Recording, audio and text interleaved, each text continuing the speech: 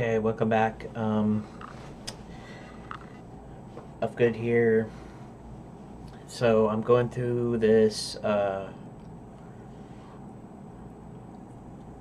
this tutorial,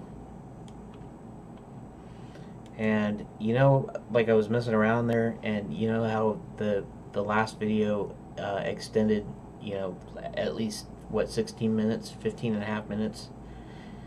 That's because I was trying to figure out what the error was. The error was this: expected indented block after elif. And for some reason I thought elif was actually like a misspelling or something. It just has to do with it's like else if or whatever. And so I didn't really get this, but it's because Python specifies its blocks by indentation, so you have to put the indentation in or it doesn't work. And GDScript is supposed to be kind of similar. What does that mean? Spins when the editor window redraws. Interesting. Since this is based on, or it's supposed to be like Python, they have this in here. And so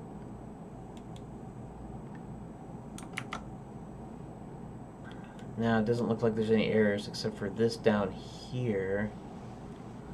Some sort of parse error.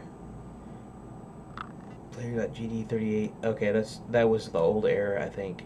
I can clear it. Okay. So now I have to get back to the game. Oh, it's still scripting. Wait.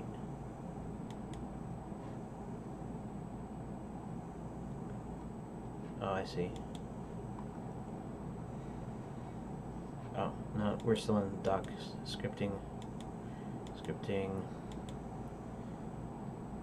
Instancing scenes, creating nodes, overridable functions, notifications, groups, scripting continued, scripting. Okay, so I think this is where we're at. So, I'm right here now, and I forgot to start my timer again, which is unfortunate that I keep forgetting that. Okay, so now we're back on. Boolean assignments in the code are above our common shorthand for programmers. Consider this code versus the shortened Boolean assignment up there. Flip.h equals true, flip.h equals false. Okay. Oh, I see. So it's just saying if velocity is less than 0, that means it's going left, and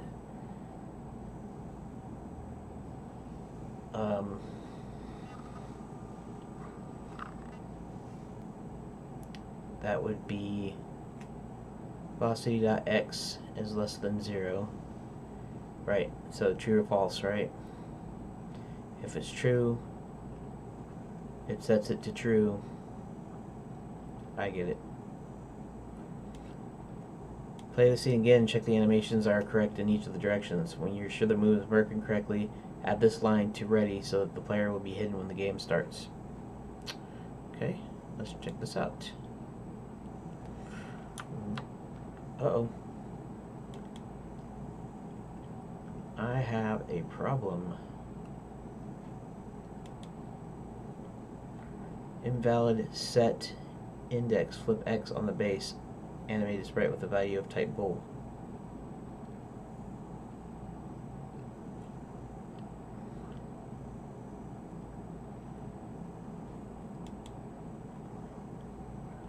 I don't know what's wrong with it, because it's not flip V, it's flip H. Okay, flip V, flip H. Yeah. Okay. So I know my problem, which is it's not flip X. It's actually flip H instead of X. If I do anything like that here. Oh, flip V, flip H. Flip V is false, flip H is that, flip V is that. Interesting. Okay, so let's run,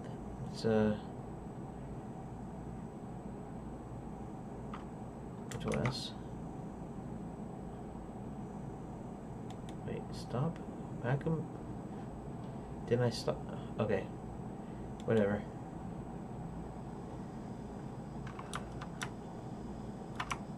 Up, down, left, right.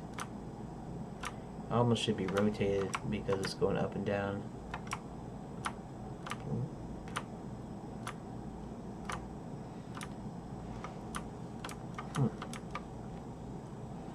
Okay. Everything works. Okay, so I have this line to ready so the player will be hidden when the game starts. So let's go to ready and let's say, I see. So it's indentations for blocks. So instead of parentheses, you have that. So hide like that, and no semicolon. And now we play it.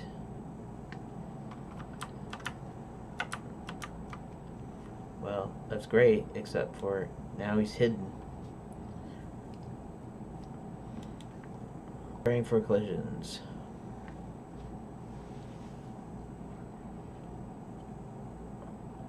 We want to unhide somewhere, I think.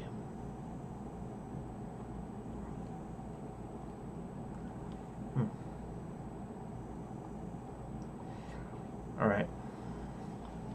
We will... Preparing for collisions.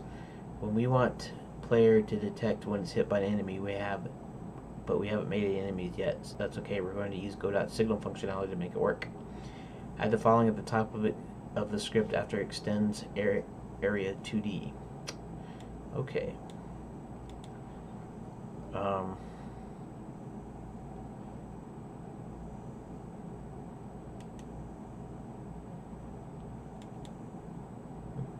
If I look up symbol, what happens? Area 2D. 2D area for detection and 2D physics influence. Interesting. Can I close? I can close that. Good. Okay. So,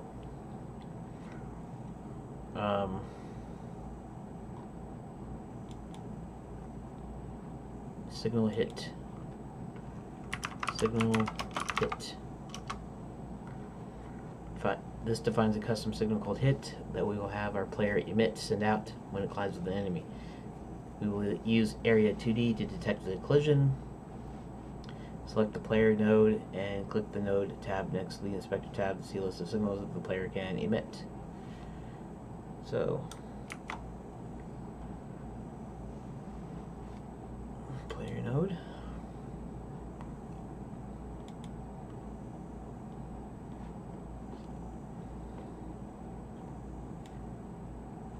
Notice our custom hit signals there as well. Since our enemies are going to be rigid body 2D nodes, we want the body entered object body signal. This will be emitted when the body contacts the player. Click to connect and then connect again on the connecting signal window.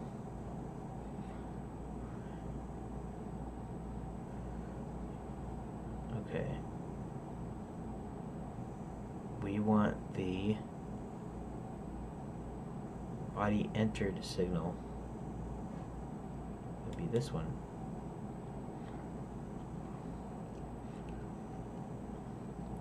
Clicked, connect.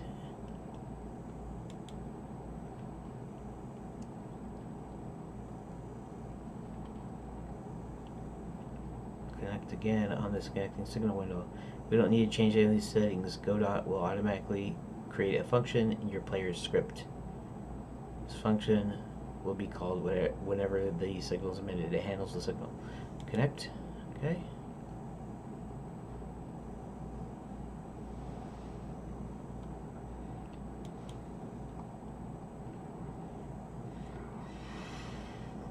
Okay. So Okay. Oh, I see. Pass is just nothing important. Pass is just a thing that says that it's going to be empty. Sort of like a void function, except for, I don't know, you have to put some, I guess, whatever. Instead of having Godot create a function for you, you can also give the name of the existing function you want to link the signal to. Add this code to the function. Hide.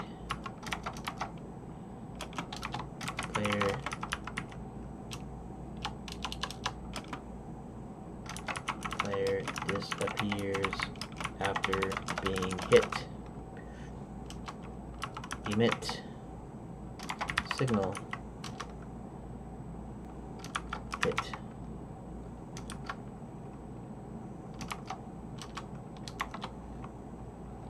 Collision shape 2D. Call deferred. Set disabled. I want true.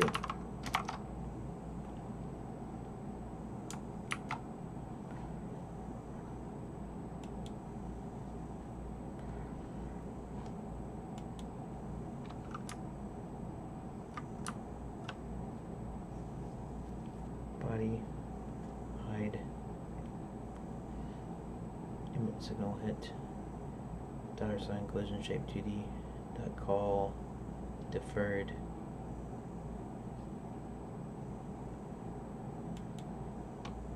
Put an extra one in there when I didn't mean to. Body's never using the function. Player body entered. Okay. Just close that? Good.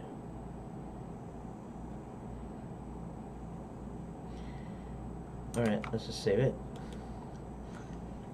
Each time the enemy hits the player, signal is going to be emitted. We need to disable the player's collision so that we don't trigger the hit signal once more. Disabling the player's collision shape can cause error if it happens to be in the middle of the engine's collision processing. Using call deferred allows us to have Godot wait until to disable the shape until it's safe to do so. I had some sort of flying bug, which is why I'm moving my hand like this. The last piece, let's put this up here. The last piece for our player is to add a function we can call to reset the player when starting a new game.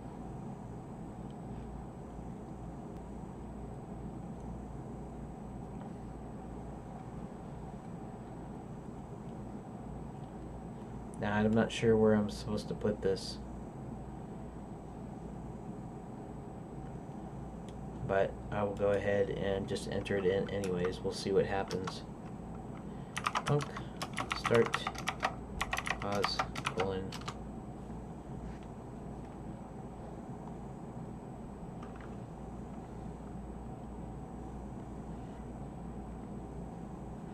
position use pause show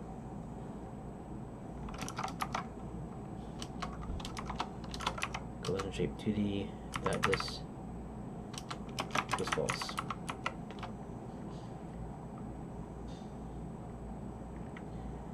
Okay.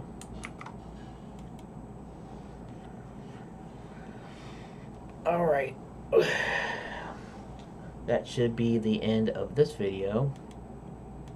For some reason I'm doing a lot longer than I intended, so I will see you in the next video sometime.